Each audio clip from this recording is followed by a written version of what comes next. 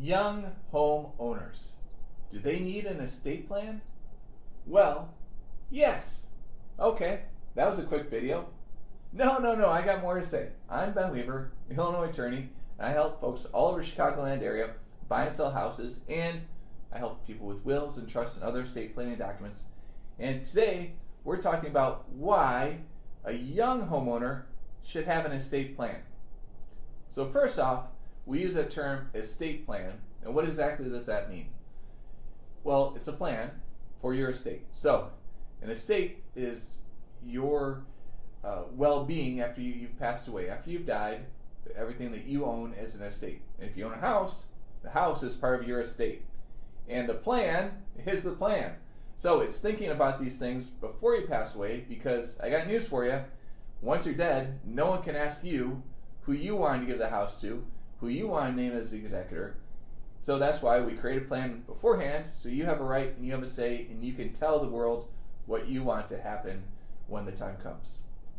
All right, so you're a young homeowner, you're 25, you're 30, you're whatever age you are, and you think, oh, I got the whole world in front of me, I'm never going to die, I'm never going to pass away.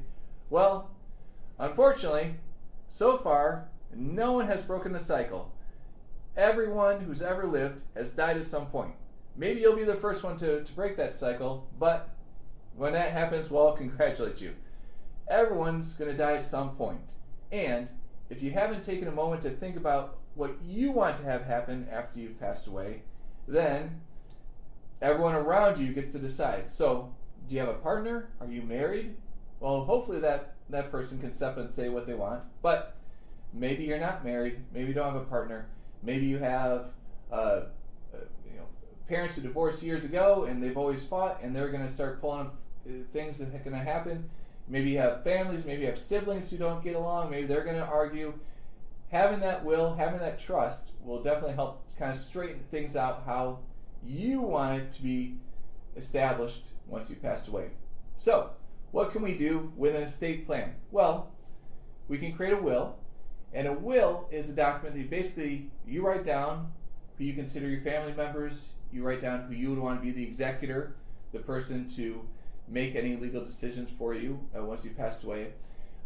You can name beneficiaries to inherit, say, your prized coin collection or any artwork that you have, or any other property, including a car and even a house. You can put that in there. You write this document, then with a will, you basically create it, you throw it in a filing cabinet, no one looks at it again until you've passed away, and then they dust it off and they say, oh boy, this thing is so out of date. I can't believe, that person passed away 10 years earlier.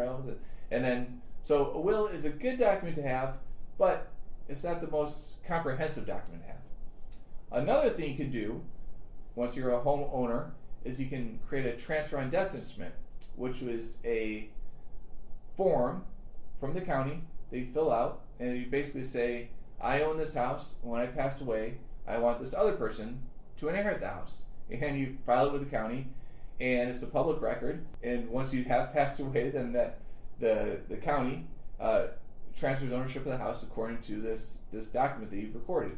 Now, it's a public record, which means that everyone who has access to the internet can look it up and see who you want to give the house to.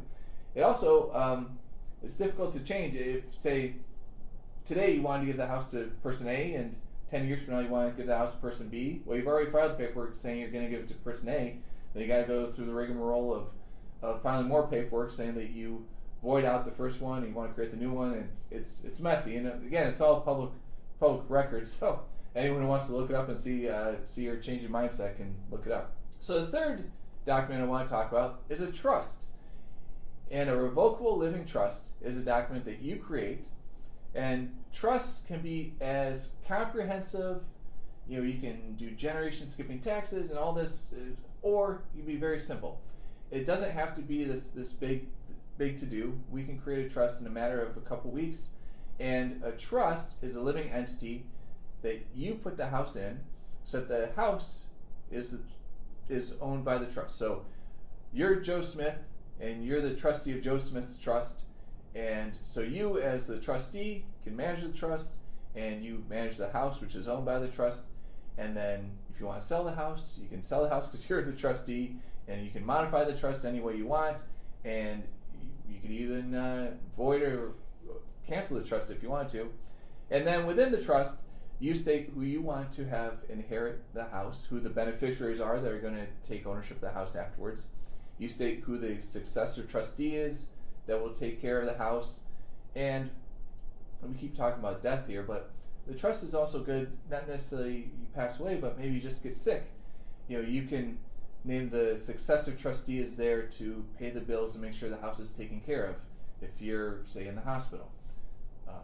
But the nice thing about a trust is it's all private too. So with that transfer on death instrument, you got to file it with the county. With a trust, it's all within the trust paperwork, and no one looks at it except for your successor trustee once you passed away, and you can continue modifying it as you need to. So there you have it. So first off, if you're a young homeowner, it's very important to have some sort of estate plan in place, because you never know what your family, what your friends are going to do once you've passed away. Much better to plan it out and tell them what you'd like to have happen than have them guess at what you'd like to have happen.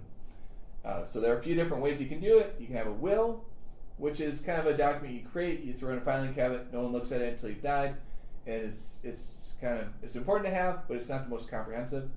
You can file documents with the county, like the transfer on death instrument, which is nice and simple, but it's public record, and you never know who's going to look at it, and if you ever want to change it up, it can be a headache there too. Or you can create a trust, which sounds very official and formal, and it is, but it can also be very simple to set up. And the trust is this private living entity that continues owning the house after you passed away, and just goes to be managed by your successor trustee once you're not able to. So that was just a quick video, some ideas to chew on and consider. Any questions? Leave them in the comments below. I'm Ben Weaver, Illinois attorney, and I'll see you in the next video.